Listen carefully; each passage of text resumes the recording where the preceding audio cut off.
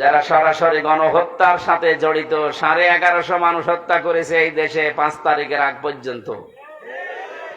এখনো পর্যন্ত 2700-র উপরে হাসপাতালের বেডে কাতরাচ্ছে। যার ভেতরে ন্যূনতম মনুষ্যত্ব আছে সে কোনো দিন জালেমের পক্ষ নিতে পারে না। কারণ কেউ যদি জালেমের তোষামত করে তাকে আল্লাহ 2টা জিনিস থেকে বঞ্চিত করে দেয়।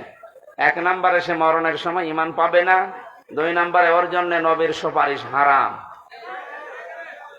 এখনো পর্যন্ত যারা জালেমের সাফাই গাচ্ছেন, তোষামতি করছেন, তাকে সাহস যোগাচ্ছেন যে আপা ঘাবড়াবেন না, আপনি ঘাবড়ালে আমরা নরম হয়ে যাই, আপনি মানুষ আছে না, আর আপনি তো জানোয়ার হয়ে গেছেন। আপনার এই সমস্ত কথা শুনে পাগলামি করে বলছে যে না আমি পাশে আছি, চট করে ঢুকে পড়বো, আপনি আসেন, আপনি আসেন। মাথা খারাপ হয়ে গেলে মানুষ কি না বলে কি না করে। এক লোক ছেলেকে বলছে, এই দোলা ভাই দাঁড়াও। দোলা ভাই মানে একবারে বাড়ি থেকে বলছে, মা আমি মারা যাবো। মারা যাবে কেন? বাবা আমার দোলা ভাই ডেকেছে। ঠিক আছে।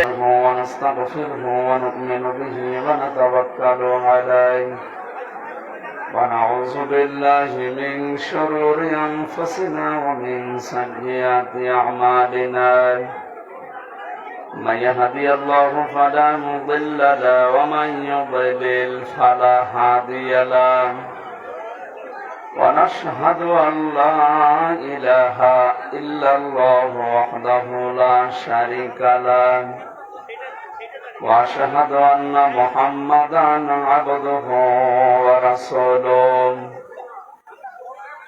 الذي أرسله بالحق بشيرا ونذيرا وداعيا إلى الله بإذنه وسراجا منيرا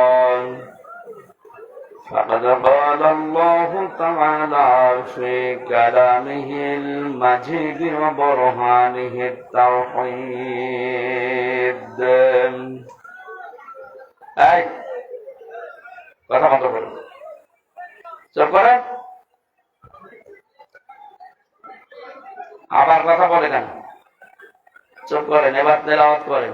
আউযু বিল্লাহি মিনাশ শাইতানির রাজীম। বিসমিল্লাহির রহমানির রহিম।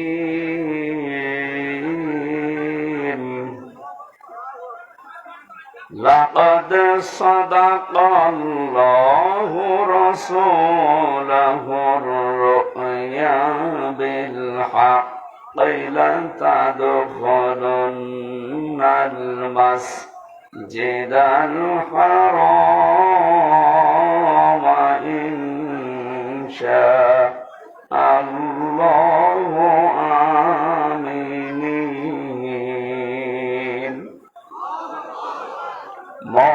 محلقين رؤوسكم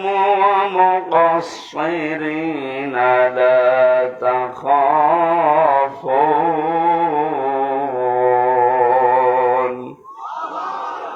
فعلم ما لم تعلموا فجعل من دون ذلك فتحا قريبا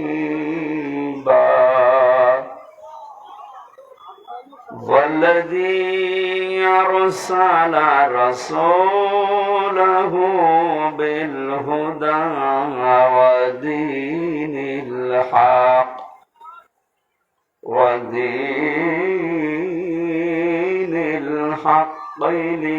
ليظهره على الدين كله وكفى بالله شهيدا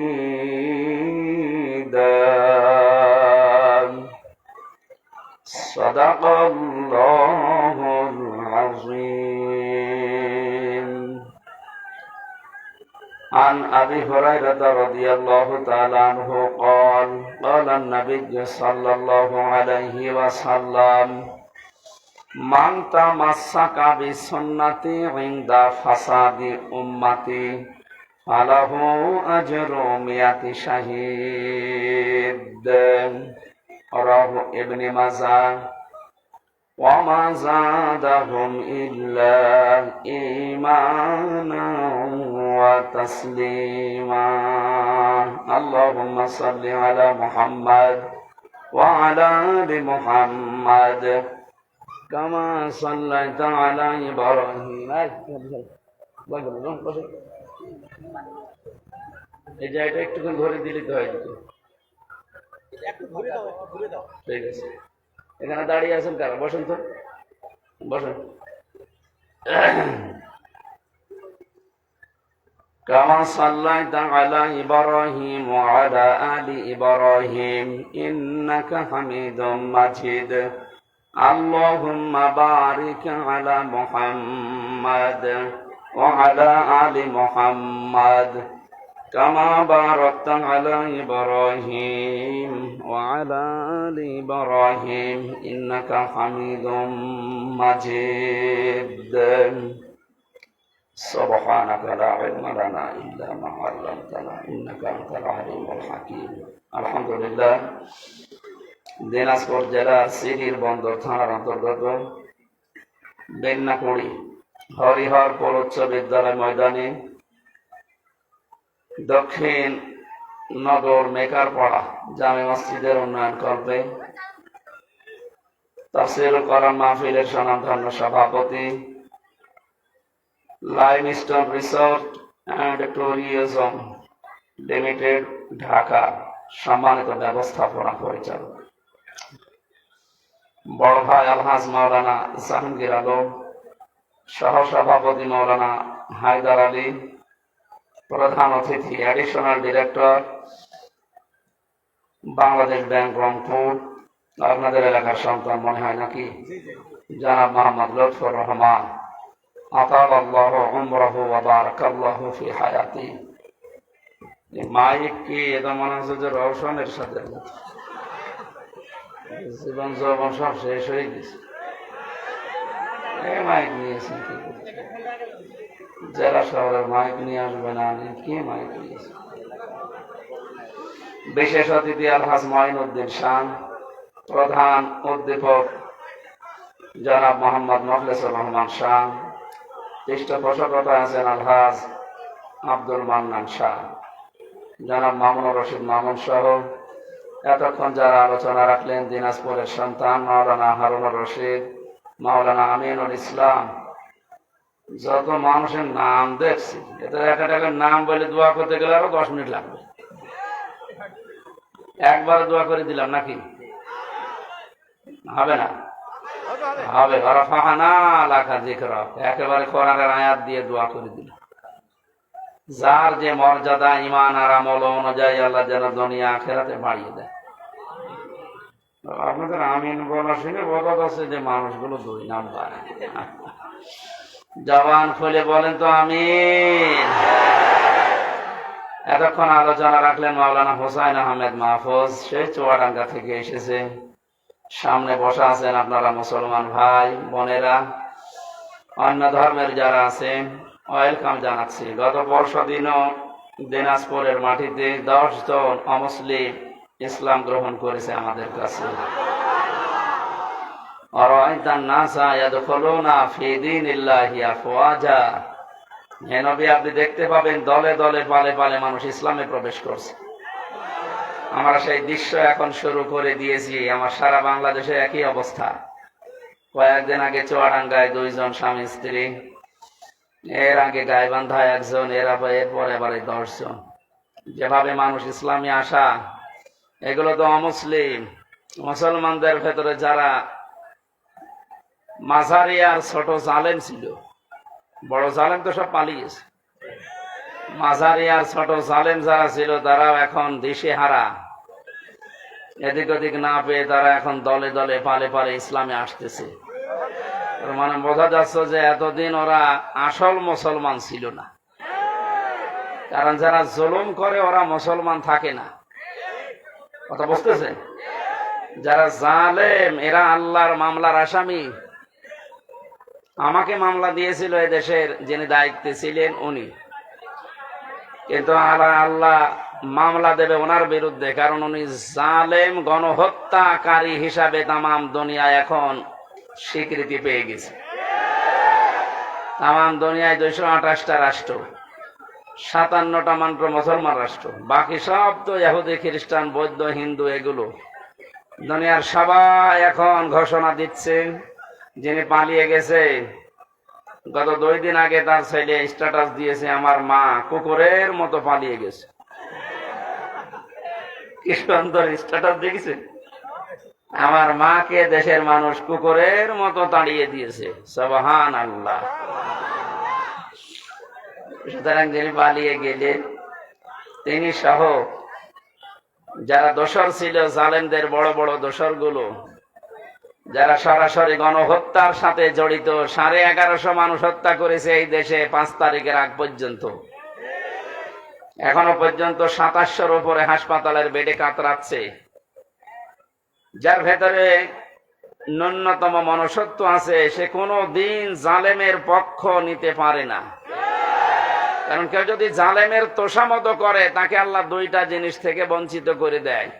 1 নম্বরে সে মরণের সময় ঈমান পাবে না, 2 নম্বরে ওর জন্য নবীর সুপারিশ হারাম। এখনো পর্যন্ত যারা জালেমের সাফাই গাচ্ছেন, তোষামতি করছেন, তাকে সাহস যোগাচ্ছেন যে আপা ঘাবড়াবেন না, আপনি ঘাবড়ালে আমরা নরম হয়ে যাই, আপনি মানুষ আছে না, আর আপনি তো জানোয়ার হয়ে গেছেন। আপনার এই সমস্ত কথা শুনে পাগল পাগলামি করে বলছে যে না আমি পাশে আছি, চট করে ঢুকে পড়বো। আপনি আসেন, আপনি আসেন। মাথা খারাপ হয়ে গেলে মানুষ কি না বলে কি না করে। এক লোক ছেলেকে বলছে, এই দোলা ভাই দাঁড়াও। দোলা ভাই মানে একবারে বাড়ি থেকে বলছে, মা আমি মারা যাবো। মারা যাবে কেন? বাবা আমার দোলা ভাই ডেকেছে। ঠিক আছে, ও মেনসে বাড়ি আসো করে আমি দেখতেছি। সারাদিন পরে যখন বাড়িতে এসেছে, ডাক দিয়ে বলছে, কি করো তোমার মাথা ঠিক আছে? তুমি নাকি ছেলেকে দোলা ভাই ডেকেছো? বলছে, আমারে মা গরু হারার এরকম হয়। একটা গরু হারিয়ে গেছে। কি হারিয়েছে? একটা গরু হারিয়ে গেছে, তাই ছেলেকে দোলা ভাই বলে ফেলছে, স্ত্রীকে মা বলে ফেলছে। একটা রাজত্ব হারিয়ে গেলে মাথা ঠিক থাকে? এই জন্যই তো উল্টা পাল্টা বকতেছে। নাই তো যে লোকটার নামে 113টা মামলা, সব মার্ডার মামলা, গমের মামলা, সে কোন সাহসে এই কথা মুখ দিয়ে বের করে যে আমি পাশে আছি, চট করে চলে আসবো? ওর মাথা খারাপ হয়ে যায় কি? আপনি কি জানেন কত মানুষের বুক খালি করেছেন আপনি? কত মানুষ আশায় আছে আপনার শুধু একটু চামড়া পাওয়ার জন্য। কত মানুষ মান্নত করে আছে, আল্লাহ তুমি একটু চামড়া দিও। সুতরাং যেহেতু রাজত্ব হারিয়ে গেছে, তো আজকের স্ট্যাটাস দিয়েছে জয় সাহেব যে আমার মার মাথা খারাপ, ওনার কোন বক্তব্য আপনারা কাউন্ট করবেন না। গর্ব হারালে মানুষ যদি বউকে মা বলে ফেলে, ছেলেকে দোলা ভাই বলে, রাজত্ব হারিয়ে গেলে অনেকে অনেক কিছু এখন বলবে। সমস্ত কথা আমরা কিছু মনে করবো না ইনশাল্লাহ। কারণ এই মানুষগুলো এখন আর আমাদের টার্গেট নেই, এখন এরা টার্গেট হয়ে গেছে আল্লাহ। জালেমরা টার্গেট কার? এটা তো আমি বানালাম নাকি?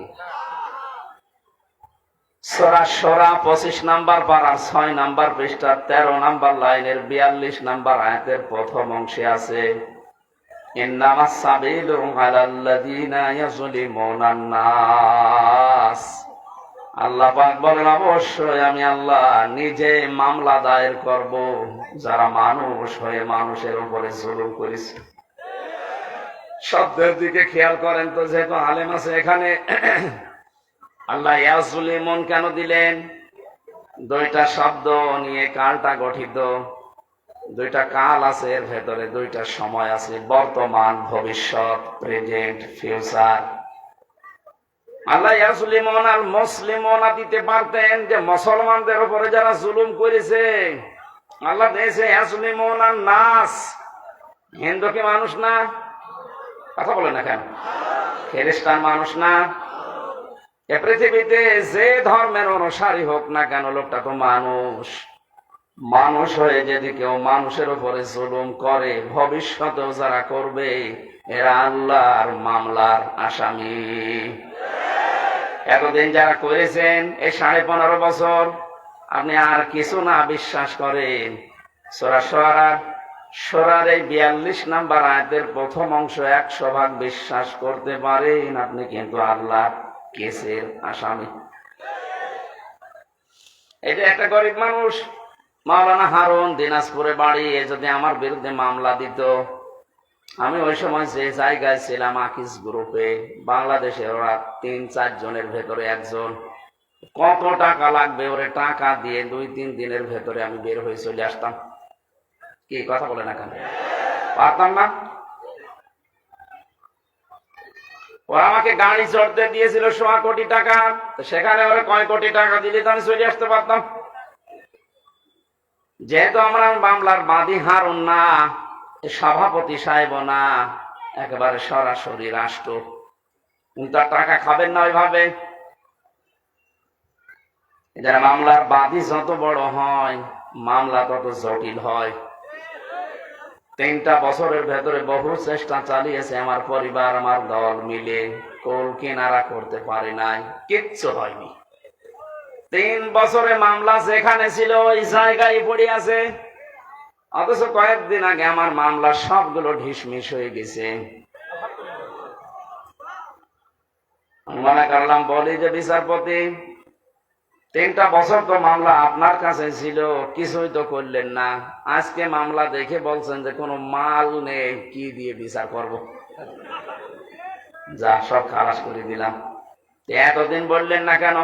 এতদিনে তো মামলায় কোনো মাল ছিল না। কথা বলছেন কেন? আজকে বলছেন যে কোনো মাল ম্যাটারেস নেই, কি দেখে বিচার করব? সব খালাস করে দিলাম। সে ধরা পড়ার পর থেকে তো আপনার কাছে উঠতেই আছে মামলা, ওই সময় কেন দিলেন না? এই কথাই বলতো মাননীয় আদালত যে হুজুর আমার হাত বাঁধা। কি বাধা? বলেন বলেন। বাংলাদেশের 1628 জন মানুষ দায়িত্বে আছে, ছিল, এখনো আছে। একটা মাত্র হাত খোলা ছিল, বাকি 1627 জনের হাত বাঁধা ছিল। গত পরশুদিন আমি যশোরে ছিলাম, ওসি সাহেব এসে বলছে, হুজুর আমি আপনার সাথে খাবার খাবো। কেন? এতদিন পর্যন্ত আপনাকে আমি এখানে আসতে দেইনি, আমার কোনো দোষ না, আমার হাত বাঁধা ছিল। আজকে যেহেতু হাত খুলে গেছে, আমি মাপ চাইতে এসেছি, আর একটু খাবার খাবো আপনার সাথে। হাদিসে নাকি শুনেছি যে কিয়ামতে আল্লাহ জিজ্ঞাসা করবে কোন আলেমের সাথে একটু খাবার খেয়েছিলে। এখন মনে হচ্ছে, 15 বছরে মনে হয়নি। এরকম বহু হাত বাঁধা লোক ছিল, এখন সবার হাত খুলে গেছে। বৈষম্য বিরোধী ছাত্র আন্দোলনে যারা শহীদ হয়ে গেল, যারা নিজের জীবন পর্যন্ত দিয়ে, রংপুর বিভাগের যে ছেলেটা জীবন দিল, সারা দুনিয়ায় এখন বীর শহীদ নামে পরিচিত আবু সাইদ, এই বিভাগটাকে উজ্জ্বল করে দিয়ে গেছে। নাম যে ছিল, এই নামটা আস্তে আস্তে মুছে যাচ্ছে, মফিজ আর থাকবে না। এরা এখন সব চাইতে ভালো। আমাদেরকে স্বাধীনভাবে কথা বলতে দেওয়ার জন্য যারা জীবন দিয়েছে, তার ভেতরে ছেলেটা 1 নাম্বার। সুবহানাল্লাহ বলতে পারেন না?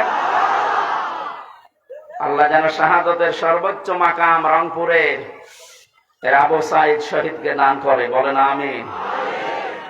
সুতরাং সংস্কার করার জন্য ওনারা যে উদ্যোগ নিয়েছিল, 9টা দফা দিয়েছিল, তার ভেতরে প্রথম যে আমরা কারো হাত এভাবে বাধা রাখতে চাই না, শুধু একজনের হাত খোলা, যা মনে চাইতো তাই করত, আর বাকি সব তো হাত বাঁধা। হাইকোর্টের বিচারপতি যদি বলে আমার কিছু করার নেই, হাত বাঁধা, তাও তো আমার মামলা না, একেবারে ঠুনকো মামলা। এইটা দেখে উনি বলছেন আমার কিছু করার নেই, তো তোর ওই চেয়ারে বসে থাকা দরকার কি? তুই ভ্যান চালা।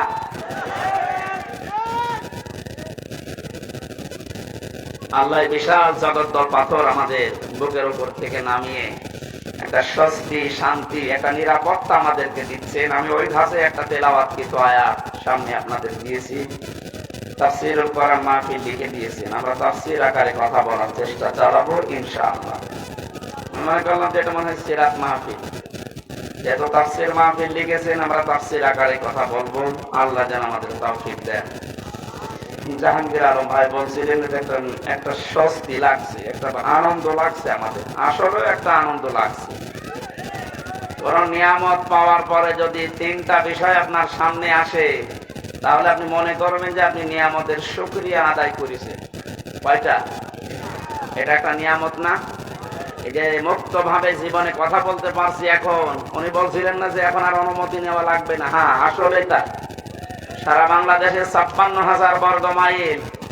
কয়েকদিন আগে গোয়েন্দা বিভাগের যিনি প্রধান এই বাংলাদেশে এখন, তিনি আমাকে বলছিল, হুজুর যেখানে যে ধাসে আল্লাহ কথা বলেছে কোরআনে, আপনি ওই ফোর্সে কথা বলবে, কোনো বাধা নেই, কারো অনুমতি এদেশে আর নেওয়া লাগবে না। অন্যান্য ধর্মের মানুষেরা যেভাবে তাদের ধর্ম পালন করে, আপনারা কোরআন প্রচার করবেন এই মুসলিম দেশে উন্মুক্ত, কোন মহারথীর আর অনুমতি লাগবে না। এটা বিশাল কথা না? বলছে যদি কেউ বাধা দেয় একটু টাচ দেবেন, এই নাম্বার সেভ করে রাখেন, ওর ঠ্যাং ভেঙে ফেলবেন। আমি বললাম যে স্যার আপনি ছিলেন কোথায়? বলছে না, আমি কয়েকদিন আগে দায়িত্ব পেয়েছি, আমি এর আগে ছিলাম না, আমি একজন মুসলিম, আমার যা দায়িত্ব আমি পালন করবো মরণ পর্যন্ত। আল্লাহ যেন তাকে তৌফিক দেন, বলে না। সুতরাং আমরা চাচ্ছি যত বিভাগ আছে বাংলাদেশে, বিচার বিভাগ, শিক্ষা বিভাগ, যত রকমের বিভাগ দেশে চলছে, স্বাস্থ্য বিভাগ সহ সব বিভাগের যারা দায়িত্বে আছেন তাদের হাত যেন আর বাধা না থাকে, খুলে যায়। বলেন বলেন। হাত খোলা থাকলে মানুষের যে সাহস হয়, তার বাস্তব প্রমাণে শহীদ আবু সাইদ হাত খুলে দাঁড়িয়েছে। কথা বলেন না কেন? হাত খুলে যেভাবে দাঁড়িয়েছে, কি সাহস বলেন তো? ওর কি জীবনের মায়া ছিল না? ছিল। ওর জীবনেরও মায়া ছিল। আমি কয়েকদিন আগে গিয়েছিলাম আমার কবরে, ওর বাবা বলছিল ছোটবেলা থেকে এরকম প্রতিবাদ, এমনিতেই গরিব মানুষের ছেলে, অন্যায় দেখলে সহ্য করতে পারে না, প্রতিবাদ জানাবে, সে পেছনে যা হয় হোক। যেহেতু হাত খোলা ছিল, দেখেছেন কি সাহস, নিজের জীবন পর্যন্ত বলেছে নেই, বুকের ভেতর বলছে যাও, বুক পেতেছি গুলি কর, গুলিও করেছি। যে মানুষগুলো গুলির সাথে সম্পৃক্ত, বলছে স্যার একটা মারি একটা মরে আর একটা যায় না, কি মানুষ আছে? এগুলো সব জানোয়ার। ভিডিও করে করে আবার দেখাচ্ছে। যারা এর সাথে সম্পৃক্ত, কাউকে যেন ছাড় দেওয়া না হয়। নিরপরাধ যারা একেবারে ছোটখাটো জালেম আছে, এদের অত কিছু করার দরকার নেই। না, ছোটখাটো জালেমেরা কি করবে? আগস্টের 5 তারিখে 1:30টা পর্যন্ত সব একেবারে জান্নাতে ছিল। বিকাল 5টা বাজার পরে আমার বংশের, তো আমার কুষ্টিয়ায় বাড়ি, আমার বংশের 100 জনের 98 জন সব বঙ্গবন্ধুকে দ্বিতীয় নবী মনে করে, মানে এইরকম গোড়া আওয়ামী লীগ। আমার বিকাল 5টায় বলছে, বাবাজি আমরা সব পাল্টিয়ে গেছি। পাল্টিয়ে গেছি মানে এখন আমরা সব জামাত ইসলাম। জামাত ইসলাম, তা ভালো, পরিবর্তন হয়ে এত দ্রুত 4.5 ঘন্টার ভেতরে ইমান এনেছে, এখন সব পাল্টিয়ে গেছে। এখানে ছোটখাটো যে মানুষগুলো মাঝারি ধরনের জালেম ছিলেন, আর একেবারে ছোট জালেম, তারা দেখছে না আর কাজ হবে না, কারণ জালেমরা আর ঘুরতে পারবে না এদেশে। মানুষ এখন বড় সচেতন। যারা আসতে চাচ্ছেন, আমরা তো দেখতে পাচ্ছি দলে দলে মানুষ আসতেছে, এখনো তওবার দরজা খোলা আছে, এখনো এদেশে আপনাদের জন্য উন্মুক্ত আছে। ছোটখাটো জুলুম করেছিলেন, ফিরে আসেন, ওয়েলকাম জানাচ্ছি ইসলামে। কোথায় আসবেন বলেন তো? ইসলামে আসবেন। আল্লাহ ইয়াসলিমুন আন নাস এমনি দেয়নি, ওই জুলুম তো বন্ধ হয়ে গেছে, কিন্তু এখনো জুলুম থেমে নেই। আপনি কি মনে করছেন জুলুম বন্ধ হয়ে গেছে? এখন অনেক ঘাপটি মারা মুনাফিক ছিল এই 5 তারিখের পর থেকে আজকের এই 13 তারিখ পর্যন্ত, ওরা এখনো পর্যন্ত থেমেনি, ওরা এখনো চালিয়ে যাচ্ছে। যারা এগুলো করছেন আপনারা থামেন, নয়তো আপনার কপালে ওই জালেমদের মতো আগুন লাগবে। ওদেরকে এতদিন জালেম বলতেন আপনি নিজে, আর এখন নিজেই জুলুমবাজ হয়ে গেছেন। এখন আপনি নিজে মানুষের বাড়ি ঘরে আক্রমণ চালাচ্ছেন দিনে রাতে, চাঁদা তো আবার চালু হয়ে যাচ্ছে। এগুলো মানুষ না, এগুলো জালেম, এগুলো মামলার আসামি আল্লাহ। কার? যারা আল্লাহর মামলার আসামি হয় তারা আমাদের বন্ধু হতে পারে? এজন্য আপনারা থামবেন। আপনারা যদি না থামেন, জনগণ উপযুক্ত জবাব দেবে সামনে ইনশাআল্লাহ। আজকে জরিপ দেখেছেন সকালে, ইন্টারন্যাশনাল জরিপ বের হয়েছে। বাংলাদেশের 100 জনের 28 জন জাতীয়তাবাদী দল যেটা আছে এটাকে সাপোর্ট করছে। 100 জনের 14 জন যারা বিদায় নিয়েছে জালেমদের সাপোর্টে আছে। 100 জনের 58 জন ইসলাম যারা চায় তাদেরকে সাপোর্ট করছে। এটা যদি অব্যাহত থাকে, চুপ করে। জালেমরা তো বুঝে ফেলেছে, মুনাফিকরা অনেকে বুঝেছে যে না, এত দিনকাল ভালো না। এই কয়দিনের ভেতরে যদি 58 ভাগ হয়ে যায় ইসলামপন্থীরা, আর 1 মাস যেতে দেন, 100 ভাগের 80 ভাগ হয়ে যাবে ইনশাআল্লাহ। এই জন্য অনেকে বলছে না, আর দরকার নেই, তাড়াতাড়ি আপনি দেন, আমরা আবার বসি।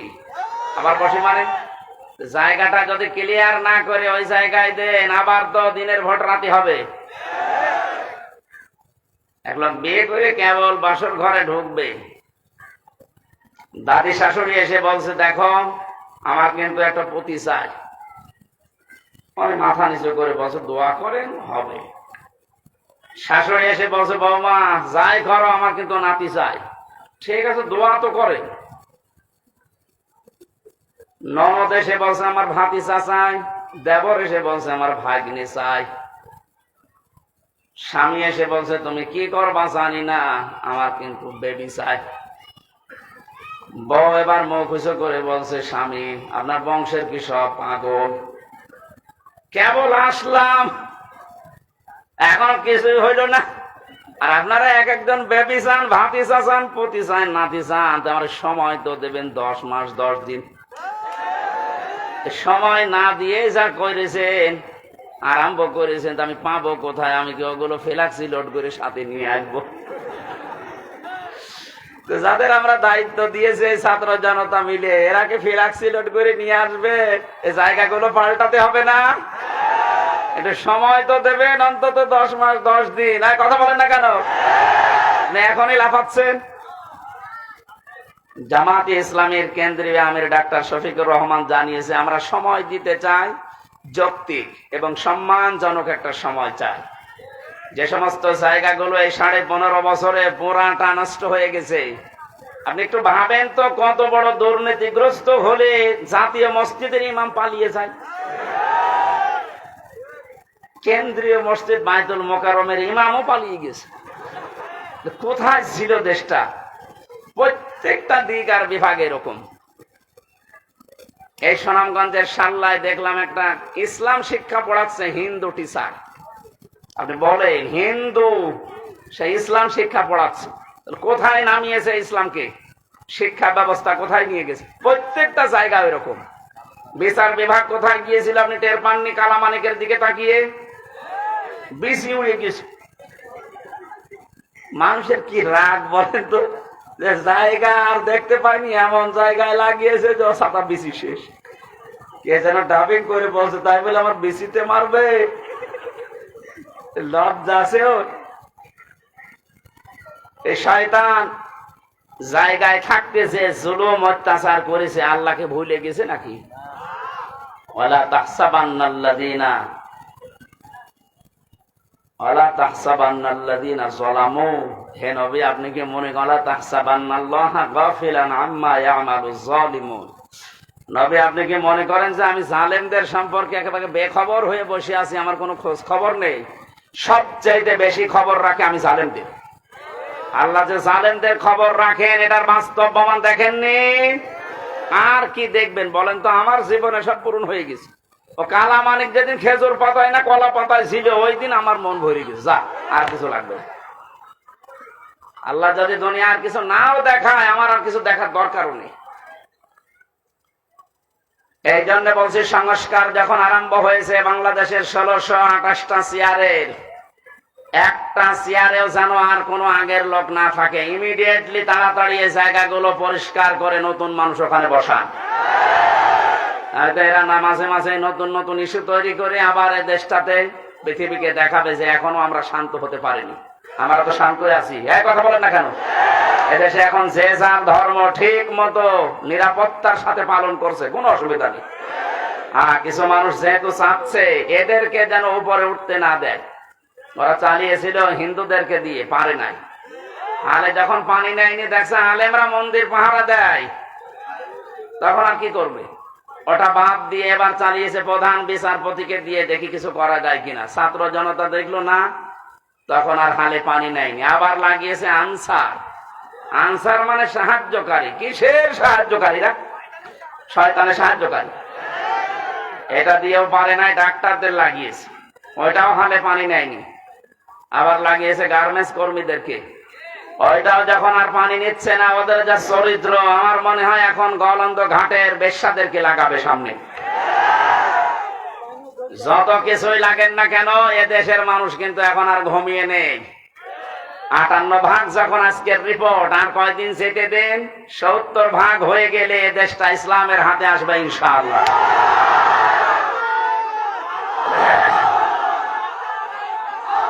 আলহামদুলিল্লাহ, কথা বলতে দিন। আমরা যেহেতু কোরআনের আয়াত 100 বিশ্বাস করি না, 98 আল্লাহ জানিয়েছেন এটা মোজারে, বর্তমান ভবিষ্যৎ, প্রেজেন্ট ফিউচার। নবী যখন দেখবেন যে আল্লাহর সাহায্য এসে গেছে, তখন আপনি বিজয় দেখতে পাবেন। আর বিজয় দেখলেই যে কয়টা কাজ বিজয়ের পরে হয়, তার প্রথম কাজে দলে দলে পালে পালে মানুষ ইসলামে প্রবেশ করবে, করবে। এটা অব্যাহত থাক, বলেন আমিন। যিনি আমাদেরকে আজকে তাফসীর মাহফিলে নিয়ে আসলেন, এই মুক্ত জীবনে কথা বলতে পারছি মুখ ভরে, মানে জবান খুলে দিয়ে, তাকে ধন্যবাদ জানিয়ে বলছে আলহামদুলিল্লাহ। দরুদ আর সালাম পড়ছি মুহাম্মদ রাসূলুল্লাহ সাল্লাল্লাহু আলাইহি ওয়াসাল্লামের উপরে। আমার আজকের তেলাওয়াত কিন্তু আয়াত সূরা ফাতিহা। কোন সূরা? বলেন। ফাতাহ শব্দের শাব্দিক অর্থ বিজয়। যেহেতু একটা বিজয় পেয়েছি আমরা, পরাধীন থাকলে মানুষ যে কি অসহায় থাকে, আমি রিমান্ডে বুঝেছিলাম। মাটির নিচে যখন আমাকে নিয়ে যেত, মাঝে মাঝে চোখ কালো কাপড় দিয়ে বেঁধে, আমার মাথায় দড়ি লাগিয়ে, হাতে হ্যান্ডকাপ দিয়ে টাঙিয়ে রেখেছিল 11 ঘন্টা। এমন একটা অসহায়ত্ব জায়গায় ছিলাম, দুনিয়ার কোনো মানুষের আওয়াজ নেই সেখানে। মাটির নিচে একেবারে কিং কর্তব্য বিমূঢ় হয়ে, কোনো আওয়াজ যায় না। কোন নামাজ হচ্ছে, কোন আজান হচ্ছে, কিছুই জানি না। জোহর, আসর, মাগরিব, ইশা পড়েছি আমি ইশারায়। আমি জানি না যে আজান হয়েছে কিনা, নামাজ হয়েছে কিনা, কারণ কোথায় আছে আমি নিজেও জানি না। পরবর্তীতে দেখলাম মাটির নিচ থেকে ওই সিঁড়ি দিয়ে উপরে তুলছে। এই যে স্বাধীন দেশের নাম শুনতাম যে আমরা স্বাধীন, অথচ আমরা ছিলাম পরাধীন। কি ছিলাম? এই কঠিন অবস্থা থেকে আল্লাহ আমাদেরকে তুলে আনলেন যেখানে, আপনি লক্ষ্য করে, আজকে মাওলানা মামুনুল হক আছে রংপুরে, কালকে মনে হয় দিনাজপুরে আসবে। কয়েকদিন আগে আমার কুষ্টিয়ার বাংলাদেশ জামাত ইসলামী কুষ্টিয়া জেলা শাখার উদ্যোগে 550 আলেমকে এক জায়গায় করেছিল। আপনি ভাবেন বাস্তবতা নিয়ে আজ 550 আলেম 3.5 ঘন্টা 4 ঘন্টা আমরা আলোচনা করেছি। কোনো বাধা নেই, কোনো ভয় নেই, কোনো আশঙ্কাও নেই। অথচ আগস্টের 5 তারিখের আগে 550 না, 5.5 জন আলেম এক জায়গায় হলে 10টা মামলা হয়ে যেত। কোথায় থেকে কোথায় আল্লাহ নিয়ে এসে দিয়েছেন, শুকরিয়া আদায়ের জন্য বলেন আলহামদুলিল্লাহ। দরুদ আর সালাম পড়ছি কেন? কারণ বিশ্বনবীকে আল্লাহ পৃথিবীর রহমত করে পাঠিয়েছিলেন। তিনি শুধু সৌদি আরবের নবী ছিলেন না। আউলিয়া ইউহান্নাস ইন্নী রাসূলুল্লাহি ইলাইকুম জামিআ। হে নবী, আপনি দুনিয়ার মানুষকে জানান, আমি শুধুমাত্র এই এলাকার জন্য নবী হয়ে আসি না, এই তাম পৃথিবীর যত জায়গা আছে সবার জন্য আমি রাসূল। বলেন সুবহানাল্লাহ। তাম পৃথিবীর যে জায়গা আছে তার ভেতরে বাংলাদেশ নেই। বলেন। যদি বলেন 1450 বছর আগে বাংলাদেশ ছিল, ছিল। এই জায়গাটায় যে ওই সময় আল্লাহর নবী মুহাম্মদুর রাসূলুল্লাহ সাহাবী ইসলাম নিয়ে আমাদের দেশে আগমন করেছিলেন, তার প্রমাণে রংপুর বিভাগের লালমনিরহাট জেলার পাটগ্রাম থানায় একটা মসজিদ পাওয়া গেছে যার বয়স 1475 বছর। হিসাব করে দেখতেছে মৃত্তিকা গবেষণাগার যারা আছে মাটি পরীক্ষা করে, ওখানে যে সাল লেখা ছিল মসজিদের উপরে, ওই মাটি গাজীপুরের মৃত্তিকা গবেষণাগারে পরীক্ষা করে দেখা গেছে এর যা বয়স ওই সময়ও বিশ্বনবী দুনিয়ায় 3 বছর জীবিত ছিলেন। তার মানে প্রমাণ হয়ে গেছে নবীজি জীবিত থাকতে বাংলাদেশ নামক এই ভূখণ্ডে আল্লাহ ইসলাম পাঠিয়ে দিয়েছে।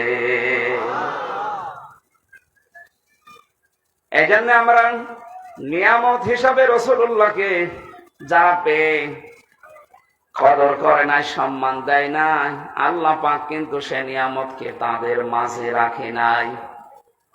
উনি জন্ম নিয়েছিলেন মক্কায়, কিন্তু কিয়ামত পর্যন্ত থাকবেন উনি মদিনায়।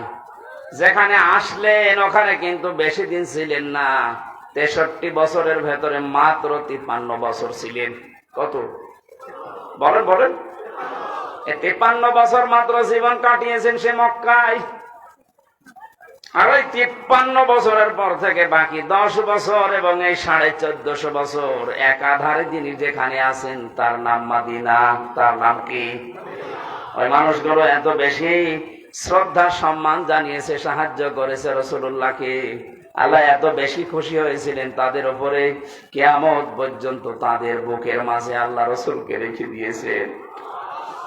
এখানে লাইমস্টোন হজ গ্রুপের ব্যবস্থাপনা পরিচালক আছে, হাজার হাজার মানুষকে দেশ থেকে উনি আল্লাহর ঘরের মেহমান করে নিয়ে যায় খেদমতের জন্য। আমি জিজ্ঞাসা করছি, জাহাঙ্গীর ভাইকে জিজ্ঞাসা করছি, মানুষ শুধু যদি হজ করতে যায়, সে ফরজ হজ নফল হজ যাই হোক, মক্কা বাদে হজের জায়গা আর আছে নেই। আপনি যদি শুধু মক্কাতেই হজের কাজগুলো করতে পারেন আপনার হজ হয়ে যাবে, মদিনায় না গেলেও হজের ক্ষতি হবে না। লক্ষ লক্ষ মানুষেরা প্রায় 600 কিলোমিটার মক্কা থেকে মদিনা, 450 মাইল, এত বড় পথ পাড়ি দিয়ে পৃথিবীর তামাম পৃথিবীর কোটি কোটি মানুষ যারাই হজ করতে যাবে কিয়ামত পর্যন্ত, তারা মক্কাতে হজ শেষ করে ফেললে ও মদিনায় তারা 2 দিন 5 দিন 7 দিন 10 দিন রাসূলুল্লাহর মহব্বতে 40 ওয়াক্ত নামাজ পড়ে তারপরে আসে। অথচ হজের কাজ সেখানে নেই, আর রাসূলকে সালাম দেওয়ার জন্য। এখান থেকে আমরা শিক্ষা যেটা নিতে পারি, যে নিয়ামতের শুকরিয়া আদায় মক্কার লোকেরা করে নাই, আল্লাহ তাদের মাঝে রাসূলুল্লাহকে পাঠিয়েছেন কিন্তু রাখেন নাই। যারা শুকরিয়া আদায় করেছিল, নিয়ামতের গুরুত্ব দিয়েছিল, কিয়ামত পর্যন্ত আল্লাহ তাদের কাছে রাসূলকে রেখে দিয়েছে। আমাদের উচিত হবে আমরা যে নিয়ামত পেলাম, এই যে মুক্ত জীবন, নিয়ামতের শুকরিয়া আদায় করার জন্য আমি বলেছিলাম শর্ত মানা লাগে কয়টা? 3টা। বলেন তো কয়টা? আরো জোরে বলেন। কোরআনে কারীম জানাচ্ছে, ওয়াইযে তাআযানা রাব্বুকুম লাইন শাকারতুম লাযিদান্নাকুম ওয়া লাইন কাফারতুম ইন্না আযাবি লাশাদীদ। স্মরণ করো ওই সময়ের কথা। আল্লাহ পাক বলেন, যদি আমি কাউকে নিয়ামত দেই আর নিয়ামতের শুকরিয়া আদায় লোকটা করে, ওর জীবনে লাযিদান্নাকুম, আমি নিয়ামত বাড়াতেই থাকবো। শুধু বাড়িয়ে দেব না, বাড়াতেই থাকবেন। এবার আসেন নিয়ামতের শুকরিয়া আদায় করে কি করে? বাংলাদেশ, ভারত, পাকিস্তান সহ এই এলাকার মানুষরা মনে করে যে টুটি পর্যন্ত খেয়ে ঢেকর একটা তুলে বললাম আলহামদুলিল্লাহ, হয়ে গেল। না, এটা নিয়ামতের শুকরিয়া আদায়ের একটা বাক্য মাত্র, কিন্তু শর্ত মানা লাগবে আপনাকে 3টা। কয়টা? আপনি শুনতেছেন? 1 নম্বরে আপনাকে বলা লাগবে যে হ্যাঁ এটা নিয়ামত। 15.5 বছর পরে যেটা পেলেন, সত্যি করে মুখ দিয়ে উচ্চারণ করেন তো, এটাকে নিয়ামত। বলেন বলেন। 96% মুসলমান আমরা এখানে বাস করি, অথচ আমাদের ধর্মীয় গ্রন্থ কোরআনে কারিমকে প্রচার করার জন্য 14 জায়গায় অনুমতি নেওয়া লাগতো। কত বড় নিয়ামত আমরা পেয়েছি যে এখন কোন অনুমতি না, ওরা এসে আরো পাহারা দেয়। এই নিয়ামত আমরা সবাই স্বীকার করছি তা না। আমি যে বললাম ওই যে 14 জন এখনো পর্যন্ত জালেমদের পক্ষে আছে, ওরা কিন্তু এই নিয়ামত পেয়ে খুশি না, ওরা এখনো বেজার। 100 জনের 14 জন বাদ গেলে বাকি থাকে কত? 86% মানুষ এখন আমরা সবাই শুকরিয়া আদায়ের জন্য বলেন আলহামদুলিল্লাহ। দ্বিতীয় নম্বরের শর্ত হচ্ছে আপনার মনের ভেতরে একটা আলাদা আনন্দ আপনি অনুভব করবেন, অনির্বচন সুখ আপনি পাবেন, যেটা আমি পাচ্ছি, জাহাঙ্গীর ভাই বন্ধ পেয়েছে, আমরা অনেকেই পাচ্ছি। খালি পাচ্ছে না ওই 14 জন। 3 নম্বরে শুকরিয়া আদায়ের শর্ত হচ্ছে যে উদ্দেশ্য নিয়ে নিয়ামতটা আপনি পেলেন ওইটা তার জায়গা মতো পৌঁছিয়ে দেবেন। যেহেতু 9 দফা কর্মসূচি ছিল, যারা ছাত্র আন্দোলনে যুক্ত ছিল তাদের প্রথম কর্মসূচি যে কোনো বৈষম্য থাকবে না। এত বছর কেন এই ছেলেটা বিশ্ববিদ্যালয় থেকে অনার্স মাস্টার্স করা, এর সাথে আর একটা ছেলে পড়েছে। এই 15 বছরের যেটা হাল দেখলাম আমরা, ফার্স্ট ক্লাস ফার্স্ট হওয়ার পরে ওই জায়গায় বসতে পারবে না, আর 70 রোল নাম্বার যা, সে টাকা দিয়ে ওই জায়গায় বসে পড়বে। এটা তো বৈষম্য না? বলেন। এই কাজগুলো যারা জারি করেছিলেন, এই বৈষম্য দূর করার জন্যই তো আন্দোলন ছিল। সুতরাং আমরা দেখতে চাই এদেশের 1 ইঞ্চি জায়গায় যেন বৈষম্য বলে কিছু না থাকে। আর এটা দূর করার জন্য মানুষের তৈরি করা আইন কানুন দিয়ে 100% সম্ভব না, এটা সম্ভব হবে আল্লাহর এই কালাম দিয়ে। সুতরাং নিয়ামতের যদি সত্যিই পরিপূর্ণ শুকরিয়া আদায় করতে চাই, আল্লাহ পাকের এই নিয়ামত, এই কালাম দিয়ে 56,000 বর্গ মাইল চলা লাগবে। এটা আমরা দেখতে চাই না। এটা তো রাজনীতি না, এটা নিয়ামতের শুকরিয়া আদায়ের মাধ্যম বললাম, কারণ এটা ছাড়া আপনি পারবেন না। আল্লাহর কালাম যেখানে নেই, আপনি মনে করেন যে হ্যাঁ ও সমস্ত দেশ উন্নত, আমিও দেখে এসেছি, কিন্তু ওখানে 100% ন্যায় বিচার নেই।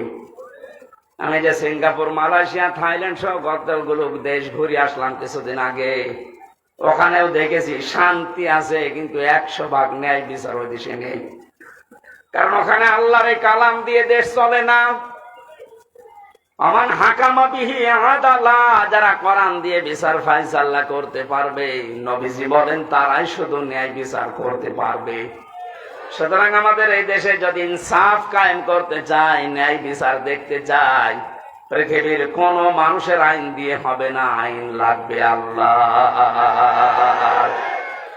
53 বছর তো দেখলেন বাবা চালিয়েছিল, দুর্ভিক্ষে মানুষ মরিয়েছে। কত বছর এখানে? এটাকে আমি বানালাম? আমার ফাঁসি চাই। বীর মুক্তিযোদ্ধা মতিউর রহমান লিন্টু, এই লোকটার একটা বই আছে, এতদিন গোপন ছিল, এখন বাজারে পাওয়া যাচ্ছে। একটু পড়ে দেখেন তো, আপনি নিজেও বলবেন যে আমারও ফাঁসি চাই। পড়াটা আমি পড়ে দেখলাম, আল্লাহ তো ঠিকই বলেছে যে আমার ফাঁসি চাই। যা দেখিয়েছে আমি মনে হচ্ছে দেখে দেখে পড়ছি। বাস্তবতা কি পেলাম?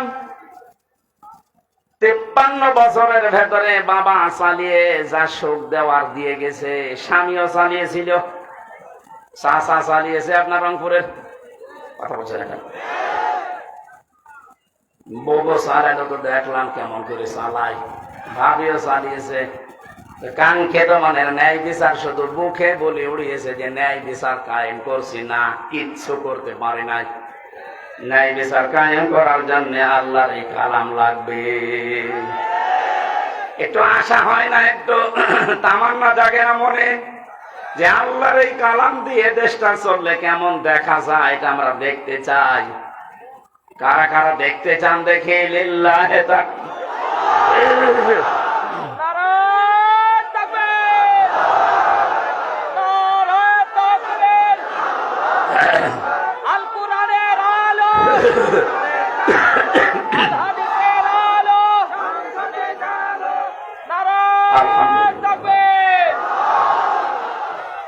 গলা ভেঙে যাচ্ছে, মায়ের আসলে সেরকম না। সূরা ফাতিহা বিজয়, এই সূরা থেকে মাত্র 2টা আয়াত পড়েছি, আমরা তাফসিরে প্রবেশ করছি। আল্লাহ পাক বলেন, লাকাদ সাদাকাল্লাহু রাসূলাহুর রুয়া বিল হাক্কি লাতাদখুলুন্নাল মাসজিদাল হারামা ইনশাআল্লাহু আমিনিন। এরা ওঠে কারা? এরা খুব জরুরি নাকি? খুব জরুরি হলে যান, তাছাড়া একটু একটু কথা শোনার চেষ্টা করেন, আমি গুরুত্বপূর্ণ কিছু পয়েন্ট এখান থেকে বের করবেন। আল্লাহ পাক বলেন, অবশ্যই আমি আমার রাসূলকে যে স্বপ্ন দেখিয়েছি, এই স্বপ্নটা অতি শীঘ্রই বাস্তবে রূপ দেব। আমি আল্লাহর ইচ্ছায় আমার রাসূল মসজিদে হারাম, যেটা পবিত্র ঘর, শান্তির জায়গা, এখানে নিরাপত্তার সাথে প্রবেশ করবে। এ ঘোষণা কার? প্রশ্ন আসতে পারে যে তো ১৫০০ বছর আগের কথা, এই আয়াত এখন আমাদের শোনানোর দরকার কি? এবার আসেন, ১৫০০ বছর আগে এই রাসূলকে আল্লাহ যে স্বপ্ন দেখিয়েছেন, এই রাসূলুল্লাহ জানিয়েছে, আল উলামা ওয়ারাসাতুল আম্বিয়া, আলেমরা নবীর উত্তরাধিকারী, নায়েবে রাসূল, নবীর ওয়ারিস। এ কথা শুনেছেন কোনদিন? সুতরাং রাসূলুল্লাহ তো আর কিয়ামত পর্যন্ত থাকবে না, তার নায়েব থাকবে, তার উত্তরাধিকারী থাকবে। কথা বলেন না কেন? তার রূহানী সন্তানরা থাকবে, যে আলেম যারা আছে তারা। সুতরাং রাসূলুল্লাহ যে স্বপ্ন দেখেছিলেন, আল্লাহ তা বাস্তবে রূপ দিয়েছে। কিয়ামত পর্যন্ত তো রাসূল থাকছেন না, তার নায়েব থাকবে। এই নায়েবরাও কিয়ামত পর্যন্ত, নায়েবে রাসূল যারা স্বপ্ন দেখবে, তাদের স্বপ্ন আল্লাহ কিয়ামত পর্যন্ত বাস্তবায়ন করবেন। আমি একজন নায়েবের কথা একটু উল্লেখ করছি, শহীদ আল্লামা দেলাওয়ার হোসাইন সাইদি রহমতুল্লাহ আলাইহি। উনি যে নায়েবে রাসূল, আপনার কি ধারণা আছে যে না উনি নায়েবে রাসূল না? শুধু এ দেশে না, সারা বিশ্বের ভেতরে যদি 10 জন আলেমের তাফসীর মানুষ ডাবিং করে শোনে, তার ভেতর উনি একজন। আমি পৃথিবীর বহু দেশে গেছি, যেখানেই যাই সেখানে ডাবিং করে করে আল্লামা দেলাওয়ার হোসেন সাইদি, ডাক্তার জাকির নায়েক, এই মানুষগুলোর লেকচার মানুষ শোনে। ওনাদের গুলো তো কাটা কাটা, সাইদি সাহেবেরটা যেহেতু কাটা কাটা না, সুর দিয়ে বলা হয়। দুনিয়ার মানুষেরা অনেকেই সুরের পাগল, এজন্য ইনার তাফসীরটা বিভিন্ন ভাষায় ডাবিং হয়ে মানুষগুলো শুনতেছে, বোঝে না অনেকে, তারপর কান্দে। ওনার কণ্ঠের ভেতরে একটা এমন একটা মায়াবী জিনিস দিয়েছিলেন। আমি অনেক কঠোর মানুষকে দেখেছি, ওনার নাম শুনতে পারে না, কিন্তু ওনার কণ্ঠের তাফসীর শুনলে বসেছি মাঝা। কথা ঠিক আছে? রাসূলুল্লাহকে আল্লাহ বলেন, লাকাদ সাদাকাল্লাহু রাসূলাহুর রুয়া বিল হক। অবশ্যই আমার রাসূলকে আমি যে স্বপ্ন দেখিয়েছি, ওই স্বপ্নকে আমি বাস্তবে রূপ দেব। ওনার স্বপ্ন তো 1400 বছর আগে দেখেছিলেন, ওটা রূপও দিয়েছেন। হযরতে আবু বকর, হযরতে ওমর জিজ্ঞাসা করেছিলেন, হে রাসূল, হুদায়বিয়ার সন্ধির সময় আপনি বললেন যে আমি স্বপ্ন দেখেছি যে মসজিদে হারামে নিরাপত্তার সাথে প্রবেশ করছি, হজ করে তাওয়াফ করে আবার ফেরত যাচ্ছি। কই আপনার স্বপ্ন তো আমরা বাস্তবে দেখতে পাচ্ছি না। এখানে এসে ওরা আমাদেরকে বাধা দিয়েছে। এমন যে সমস্ত শর্তগুলো হুদায়বিয়ার সন্ধিতে আপনি করলেন, একটা আমাদের পক্ষে আসে না। আপনার স্বপ্ন তো স্বপ্ন না। বিশ্বনবী বলেন, ওমর, আমি কি তোমাকে বলেছি এবছর এই স্বপ্ন বাস্তবায়ন হবে? স্বপ্ন যখন দেখেছি, আমার আল্লাহ রুয়া বিল হক, এ শব্দ এমনি এমনি দেয়নি। উনি অবশ্যই ওনার ওয়াদা পালন করবে, সত্যতা হক আদায় করে যথার্থভাবে আমার স্বপ্নকে উনি দেখাবেই। ঠিক পরবর্তী বছরে আল্লাহ সে স্বপ্নকে বাস্তবায়ন করে দেখিয়েছে। রাসূলুল্লাহ এখন নেই, যেহেতু বারবার বলছে এগুলো রাসূলের নায়েব, রাসূলের ইস্তালাভিষিক্ত মানুষ, ওনারাও যে স্বপ্ন দেখবেন, শহীদ আল্লামা সাঈদী যে স্বপ্ন দেখেছিলেন এই দেশে কালেমার পতাকা উড়বে, এটা আমি বানালাম। কথা বলে না কেন? ইঁদুরের গর্ত খুঁজে পাবেন না, উনি কথা বলেছিলেন। বাস্তবে আমরা দেখলাম যে ঠিক পাইনি। বলেছিলেন শুধু নাড়া দেওয়া হবে, দিল্লি গিয়ে পড়বেন, ঠিক পড়েছি। ওনার স্বপ্নগুলো একটা একটা করে সবই দেখছি বাস্তবে রূপ নিচ্ছে। ওনার আরো স্বপ্ন ছিল ৫৬,০০০ বর্গ মাইল উপরে কালেমার পতাকা উড়বে। শুধু উড়বে বলেননি, বলেছিলেন জালেমদের নাকের ডগার উপর দিয়ে উড়বে। ঠিক এখন তার দিকে যাচ্ছে। রাসূলুল্লাহর স্বপ্ন আল্লাহ যেভাবে দেখিয়েছেন, রাসূলের নায়েব শহীদ আল্লামা দেলাওয়ার হোসেন সাঈদী রহমাতুল্লাহ আলাইহি তার স্বপ্নকে আল্লাহ মনে হচ্ছে খাপের খাপ মিলিয়ে দিচ্ছে। শব্দের দিকে তাকিয়েছেন, ইনশাআল্লাহু আমিন। যদি আল্লাহ চায়, হয়তো আল্লাহ ১৫ বছর ১৬ বছরে চাইনি, এজন্য নিরাপত্তা আমরা পাইনি। এখন যেহেতু আল্লাহ চেয়েছেন, রাসূলুল্লাহ চেয়েছিলেন ১ বছর পরেই, আর আমাদেরটা একটু দেরি হয়ে গেছে। তারপর আমরা হতাশ না, এই কথা বলেন না কেন? আল্লাহ পাক বলেন ইনশাআল্লাহু আমিন। নিরাপত্তার সাথে আমার যে ঘর মসজিদে হারাম, এই পবিত্র ঘরে হে নবী আপনার সাহাবীদেরকে আপনি প্রবেশ করতে পারবেন। আমরা দেখেছি ইতিহাস থেকে এই সূরার ১৮ নম্বর আয়াত, আপনারা শুনছেন? হুদায়বিয়ার সন্ধির সময় ১৩০০-১৪০০ মানুষ নিয়ে এসেছিলেন নবীজি। ১৪০০ সাহাবী নিয়ে তিনি হজ করতে আসলেন। হুদায়বিয়া নামক যে জায়গাটা, ওখানে এখন দেখলাম একটা মসজিদ বানানো আছে, একটা খেজুর গাছ আছে পাশে, একটু ছোট্ট বাজার আছে, মানুষ বাজার ঘাট করছে। এই জায়গাতে ১৫০০ বছর আগে রাসূলুল্লাহ ১৩৯৯ জনকে হাতের উপরে হাত দিয়ে বায়াত করিয়েছিলেন। ও বাংলার মুসলমানেরা, শুধু ঘটনা শোনা না, এখান থেকে বাস্তব শিক্ষা কি? হযরত ওসমানকে পাঠিয়েছিলেন তারা মক্কাতে। ওরা ওসমানকে বেঁধে রেখে ঘোষণা দিয়েছে যে ওসমানকে হত্যা করা হয়েছে। ওই সময় রমজান মাস ছিল। নবীজি সাহাবীদেরকে বললেন, তোমরা সবাই আমার হাতের উপরে হাত দাও, ইহরামের যে কাপড় পরা আছে হজ করার জন্য ওইটা খুলে ফেলো। এখানে যেহেতু হজের ব্যবস্থাপনা পরিচালক আছেন লাইমস্টোন, আমি বারবার বলছি এই কারণে বাংলাদেশে বহু মানুষ হজের কাজ করছেন। আমি নিজেও গেছি ফরিদপুরের একজনের মাধ্যমে, ঝিনাইদহের একজনের মাধ্যমে। আপনাদের এই এলাকা ভিত্তিক আমি যতটুকু খবর নিয়েছি, শুনলাম, আর ওরা অনেকদিন থেকে ওই দেশের সাথে পরিচিত। এমন এমন মানুষের সাথে হজে উমরাতে যাওয়া দরকার, যেখানে গেলে আল্লাহর নিদর্শন গুলো দেখা যায়। আজকে আমি আসার পরে যে কথাগুলো শুনেছি, আশা করছি অনেক কিছু ওনারা আল্লাহর নিদর্শন দেখাতে পারবে। এই জায়গাটা যেটুকু হাফলা আছে, যারা এই কাজগুলো করে ব্যবসার খাতিরে, তারা কিছু টাকা পয়সা বাঁচাতে অনেক মানুষকে আল্লাহর সৃষ্টি নিদর্শন দেখায় না। বহু জায়গা আছে দেখার মতো। আল্লাহ বলেন, কুল সিরু ফিল আরদ ফানজুরু, জমিন ভ্রমণ করো আর নজর করে দেখো। ওনাদের যারা দায়িত্বে আছেন, জাহাঙ্গীর ভাই সহ, মহসিন ভাই সহ আর যারা আছে, আপনারা যদি যেতে চান ওই মানুষগুলোর সাথে যোগাযোগ করবেন আর বলে দেবেন, এই যে কোরআনে হাদিসে যে বর্ণিত জায়গাগুলো আমাদের দেখান, আমাদের ঈমান যেন যা আছে আরো বেড়ে যায়। আমি তো শুধু হজে চাইনি, ৪৫টা দিন যত কিছু কোরআন হাদিসে পড়েছি সব মিলাতে গেছি। এখানে নবীজি ১৪০০ মানুষকে নিয়ে একজন মানুষকে পাঠিয়েছিলেন, তার জামাই হযরত ওসমান, আর বাকি সব তার সাথে।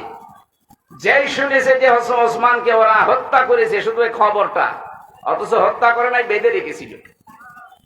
নবীজি বললেন, এই গাছের এই বাবলা গাছ, এখানে আমার হাতের উপরে হাত লাগাও, আর ১৩৯৯ জন যারা আছো হজের কাপড় পরা, হজের কাপড় খুলে ফেলো।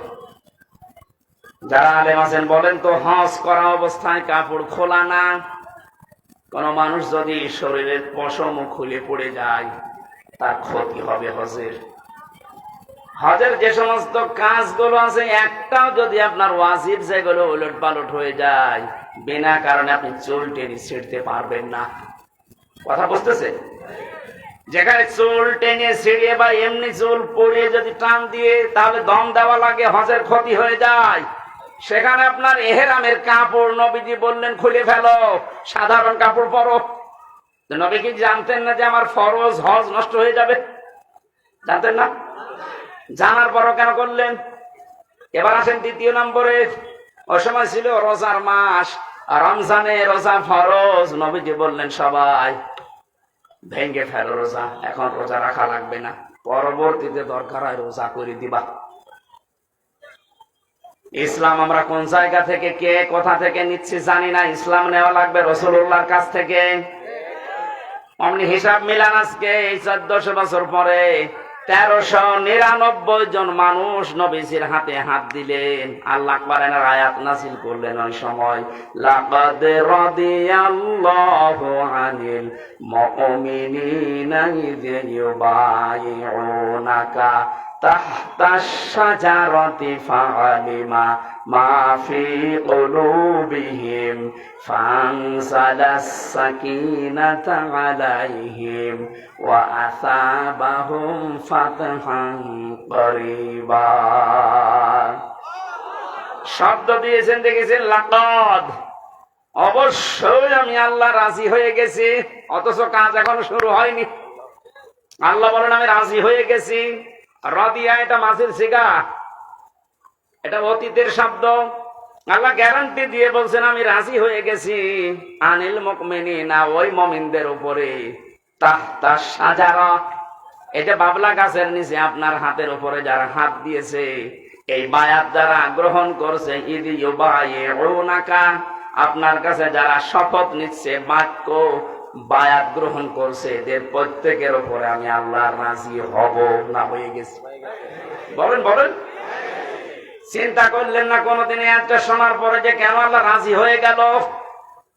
অথচ দুইটা ফরজ তারা তরক করছে, হজ ভেঙে ফেলছে, রোজা ভেঙে ফেলছে। কেন? কি এত ঘটনা ঘটে গেছে? মাত্র একটা মানুষকে ওরা আটক করে রেখেছে, ঘোষণা দিয়েছে মিথ্যা যে মেরে ফেলেছি, তাছাড়া কিছু না। এখনো তো শুরু হয়নি কিছু। এতটুকুর পরে যদি নবী এতগুলো কাজ করতে পারেন, আল্লাহর নবী এতগুলো মানুষের হাত দেওয়ার পরে নিজের হাতটা উপরে বললেন এটা ওসমান নেই। আজকে যারা বায়াত নিচ্ছে সবার উপরে যেহেতু আল্লাহ রাজি, আমি এই হাতটা দিলাম, এটা ওসমানের হাত। বিশ্ব নবী জানালেন সাহাবীরা, আজকে আমাদের শপথ হচ্ছে একটা, ওসমান হত্যার বদলা না নিয়ে আমরা কেউ মদিনায় ফেরত যাব না। এই সংবাদ যখন ছড়িয়েছে যে 1399 জন নবীর হাতে হাত দিয়ে বায়াত গ্রহণ করছে যে ওসমান হত্যার বদলা না নিয়ে ওরা ফেরত যাবে না মদিনায়, ওরা এই সংবাদকে ভয়ের চোটে ওসমানকে ছেড়ে দিয়েছে। সুবহানাল্লাহ, আলহামদুলিল্লাহ, আল্লাহু আকবার বলার জন্য আমি বলি না। এখানে শিক্ষা কি? একটা মানুষের জীবনের মূল্য কত বেশি। নবীজি শুধু একটা মানুষকে হারিয়েছিলেন, তা ওরা মেরে ফেলেছে, মিথ্যা সংবাদ ছড়িয়েছে। এ কারণে যদি তিনি বলতে পারেন আমরা প্রতিশোধ না নিয়ে আজকে মদিনায় যাব না, হজ এখন থাক, এহরামের কাপড় খুলে ফেলো, রোজা ভেঙে ফেলো, আগে আমরা প্রতিশোধ নেব, শরীরে শক্তি অর্জন করো। 1100-র উপরে মানুষ মারা গেল 5 তারিখের আগে। আমাদের এখন শপথবদ্ধ হওয়া দরকার। আপনি কি বুঝে হা করছেন নাকি আন্দাজে হা করছেন? ইসলাম এইটার নাম। আজ আমরা যদি ঐক্যবদ্ধ হই, এভাবে সব এক জায়গায় হতে পারি না। একজনের জন্য নবীজি যদি সব বাদ দিয়ে প্রতিশোধ নেওয়ার জন্য শপথ নিতে পারে, 1100 মানুষের জন্য যে লোকটা দায়ী, ও চট করে ঢুকে পড়বার আমরা আঙ্গুল চষবো। আপনি আসেন, আপনি আসেন, আপনাকে দেখছি, আসেন। এখানে একটা টাচ দিয়ে রাখি, কয়েকদিন আগে শিল্পকলা একাডেমির একজন দায়িত্ব পেয়েছেন। এই লোকটার নাম সৈয়দ বেলাল আহমেদ, না হেলাল, বেলাল না হেলাল আহমেদ জান। এ লোকটা দায়িত্ব পাওয়ার পরে চেয়ারে বসে ঘোষণা দিয়েছে আল্লাহর বিরুদ্ধে যে 2024 সালে মেয়েদের পর্দা করার দরকার নেই। পর্দা করা এটা তো হামজার নির্দেশ। কার? বলেন বলেন। এ সরাসরি কথা বলেছে হামজার বিরুদ্ধে না আল্লাহর বিরুদ্ধে? এটা যেহেতু তাফসীর মাহফিলে এই মানুষগুলো না, এটা রেকর্ড হচ্ছে, কালকে সারা দেশে ছড়াবে। আমি এখন 18 কোটি মানুষের দায়িত্ব নিয়ে কথা বলছি। ইমিডিয়েটলি এই নাস্তিককে চেয়ার থেকে নামাতে হবে। এই কথা বলেন না কেন? নয়তো এরকম সাহস পাবে কিছুদিন পরে কালামানিকের মতো আরেকজন আসবে। আমরা চাই এই নাস্তিক সৈয়দ হেলাল উদ্দিন নাকি হেলাল আহমেদ শিল্পকলার দায়িত্বে যে পেয়েছে আল্লাহর বিরুদ্ধে কথা বলিস। 96% মুসলমানের দেশে আল্লাহর বিরুদ্ধে কথা বলা মানুষ আমরা দেখতে চাইছি। আরে না, ওকে পাল্টাতে হবে, ওকে পাল্টাতে হবে। এর জন্য যদি আর আবার শপথ নেওয়া লাগে আমরা শপথ নিতে রাজি আছি। স্বপ্ন যখন দেখেছে রাসূলুল্লাহ নায়েবরা, এ স্বপ্ন বাস্তবায়ন হবে। উনি যখন বলেছিলেন জালেমদের নাকের ডগার উপরে কালেমার পতাকা উড়বে, ইনশাআল্লাহ এই স্বপ্ন বাস্তবায়ন হবে। এই জন্য আয়াতের মাঝে আল্লাহ ইনশাআল্লাহ দিয়েছেন। ইনশাআল্লাহু আমিন। নিরাপত্তার সাথে আপনি চলতে পারবেন। মুহাল্লিকিনা রুসাকুম ওয়া মুকাসসিরিনা লা তাখাফুন। যখন মসজিদে হারামে প্রবেশ করে কেউ চুল কসর করে, কেউ টাক করে ফেলবে, কোনো ভয় থাকবে না তোমার মনের ভেতরে। ফাআলিমা মা লাম তা'লামু, এটা তো তুমি জানতে না, আমি আল্লাহ তোমাকে জানিয়েছি। আমি আল্লাহ নিজে জানি, কিন্তু তোমরা নিজেরা এটা জানতে না। ফাজআলা মিন দুনি যালিকা ফাতহান করিবা। আল্লাহ বলেন আমি আরেকটা সংবাদ তোমাদেরকে দিয়ে দিলাম, একটা বিজয়ের সংবাদ দিলাম, তোমরা অতি শীঘ্রই দেখতে পাবে। 1400 বছর আগে রাসূলকে যেমন আল্লাহ দেখিয়েছিলেন, আমাদেরকে দেখাতে পারবে না, ওই শক্তি আল্লাহর নেই। বলেন বলেন। আমরা এরকম 1399 জনের মতো যদি ঐক্যবদ্ধ হয়ে শপথ নিতে পারি, আজকে কোন জালেমের ছাড় নেই। আল্লাহ শুধু এতটুকু দেখে কাফেরদের মনের ভেতরে ভীতি সঞ্চার করে দেবে, ওরা ভয়তে ওসমানকে ছেড়ে দেবে। আজ বিশ্বের দিকে তাকান, আন্তর্জাতিক মহলরা কিন্তু অনেকে এখন নজর দিচ্ছে এই দেশের দিকে। এ বিষয়টা গোপনীয়, এই জন্য আমি বলছি না। আপনি মনে করছেন দেশে ইসলাম কায়েম হয়ে গেলে আপনি টিকে থাকতে পারবেন না। আমার পাশে যে প্রতিবেশী আছে, প্রতিবেশী কোনদিন চায় যে আমরা এ দেশে দিন কায়েম করে ফেলি? ওরা আমাদের এই দেশকে যখন ভাগ হয় তখন নাকি সাহায্য করেছিল পাকিস্তানের কাছ থেকে আলাদা করার জন্য। এই জন্য ওনারা আমাদের বন্ধু। আজ ওনারা 7 সিস্টারের মাধ্যমে 7 ভাগ হচ্ছে, আমরাও সাহায্য করব। আপনি যদি 1 ভাগ করে বড় বন্ধু হয়ে যান, আমরা 7 ভাগ করে দিচ্ছি, আমরা তো আরো বড় বন্ধু। অলরেডি শুরু হয়ে গেছে, যা শুরু হয়েছে মণিপুরে। দেখেন কি হয় কয়েকদিন পরে, ধুতি নিয়ে টানাটানি বেজে যাবে দাদার। ফাতাহান করিবা, আসন্ন বিজয় আমরা দেখতে পাচ্ছি, বিজয় খুব নিকটে। আল্লাহ যেন চর্ম চোখে এটা দেখার তৌফিক দেয় যে দেশটা কোরআন দিয়ে চলছে এবং নিরাপদে আছে। শুধু চললেই হবে না, নিরাপত্তা লাগবে। 228টা রাষ্ট্র এখন দুনিয়ায়, মাত্র 57টা মুসলিম রাষ্ট্র, এর ভেতরে অধিকাংশ গুলোই মুনাফিক। কথা বলে না কেন? তাও